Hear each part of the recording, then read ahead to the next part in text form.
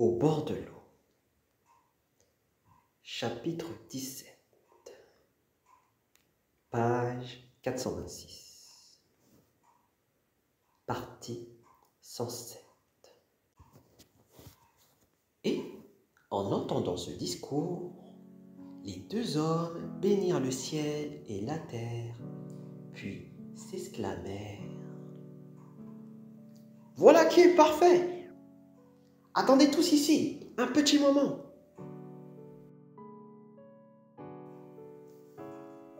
Les deux subalternes remontèrent au repère.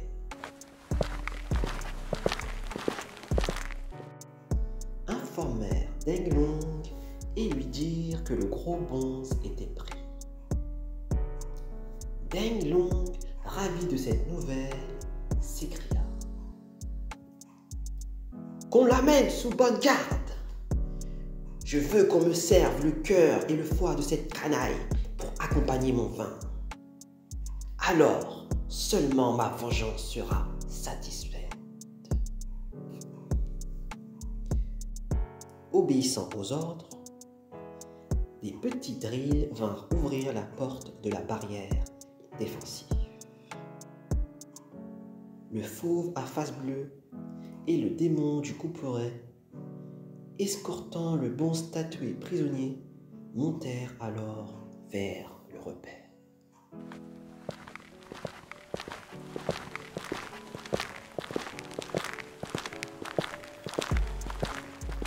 Chemin faisant, ils inspectèrent les 3 barrières fortifiées. En vérité, le site était de premier ordre au point de vue stratégique. Le temple, cerné de toutes parts par de hautes montagnes, était jugé à la pointe d'un éperon rocheux fort impressionnant. Au milieu, un seul et unique chemin montait vers les 3 barrières successives, garni de poutres à faire rouler et carreaux projectiles, d'arbalètes et de balistes, et hérissé par surcroît de dards de bambou.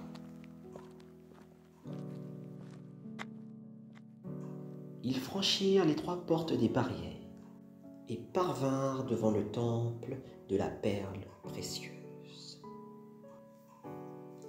Ils virent alors un triple portail et une esplanade unis comme un miroir, fortifiés par une enceinte de palissade. À l'entrée du temple se tenaient en vedette 7 ou 8 calabrins qui, voyant arriver sagesse profonde tout ligoté, lui montrèrent tous le poing et l'injurièrent: « Espèce d'âne chauve, tu as offensé notre grand roi, mais maintenant, te voici bel et bien pris. Coquin, on va te découper en lamelles, tout tranquillement, tu vas voir ça. » Le bon statué ne répondit mot. On le traîna jusqu'à l'ancienne salle du Bouddha.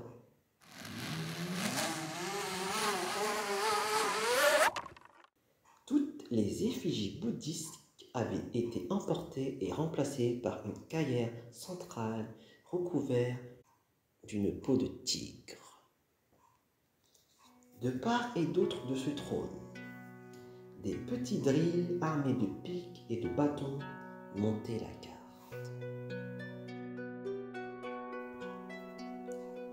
Bientôt parurent 2 gojas d'armée soutenant Deng Long qui vint s'installer sur la caillère.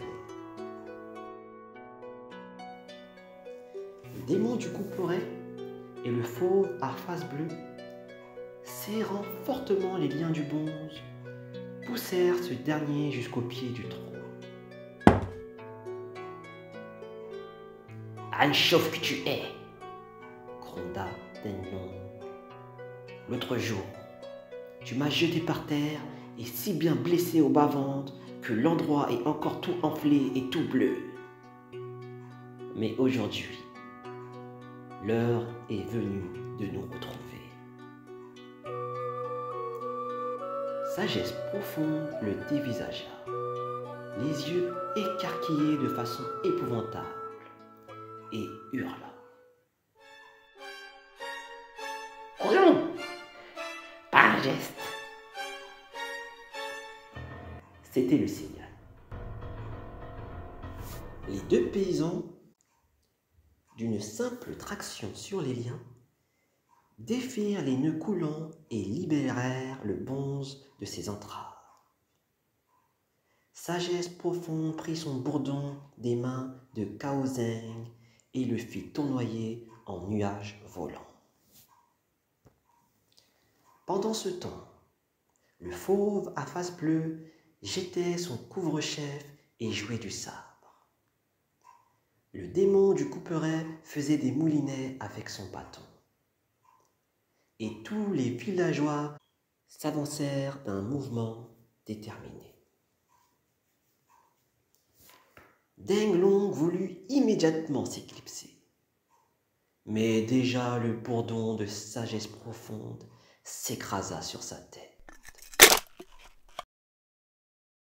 lui fendant le crâne en deux et réduisant son trône en miettes. Quant au drill de sa garde, le fauve à face bleue en avait déjà pourfendu 4 ou 5. Le démon du couperet clama. « Rendez-vous tous! Ceux qui rejamberont seront passés au fil de l'épée. » Les 5 ou 600 petits drills qui se trouvaient devant et derrière le temple avec plusieurs chefs subalternes, hagards de terreur, n'eurent plus qu'à venir en masse faire leur soumission.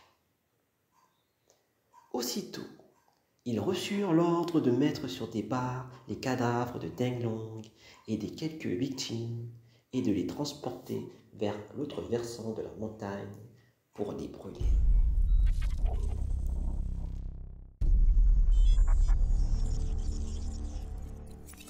Les vainqueurs inspectèrent les greniers et magasins.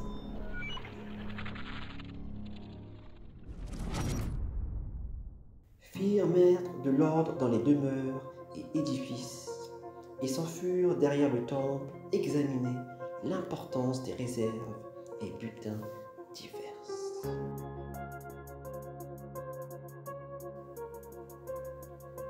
Puis, ils firent préparer un repas de vin et de viande. Sagesse profonde et le fauve à face bleue, devenus maîtres du repère de montagne, organisèrent enfin un grand banquet de victoire. Tous les calabrins vinrent prêter serment d'allégeance et les chefs subalternes se virent assigner leurs fonctions respectives. Alors, le démon du couperet fit congé des deux braves et, suivi de ses villageois, s'en retourna chez lui. Voilà pour cela. Maintenant, revenons au vieux surintendant chargé d'escorter le convoi d'anniversaire et à son escouade de garde. Partis dès l'aube, ils ne firent halte qu'à midi et rebroussèrent chemin en toute hâte vers la capitale du Nord. Arrivés à la résidence du chancelier Liang, ils s'enfuirent directement à la salle d'audience et se jetèrent tous ensemble à plat ventre pour confesser leurs crimes. Mais le chancelier leur dit d'abord: « Ce voyage pénible a dû vous épuiser. Mais vraiment, vous nous avez rendu un service signalé, tous tant que vous êtes. En fait, où est donc le capitaine Yang?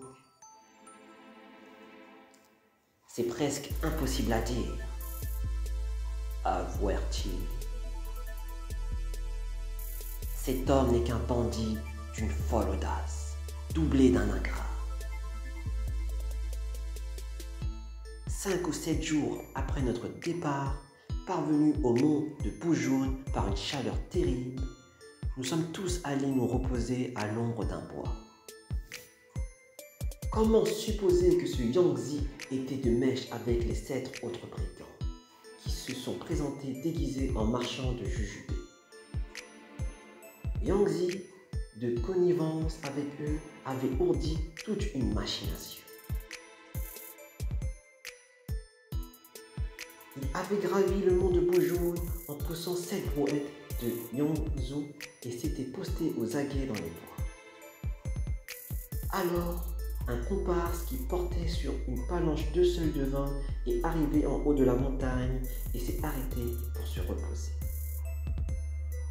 Vos humbles serviteurs ont commis la faute de lui acheter son vin, car la canaille y avait mêlé une drogue soporifique qui nous a tous terrassés.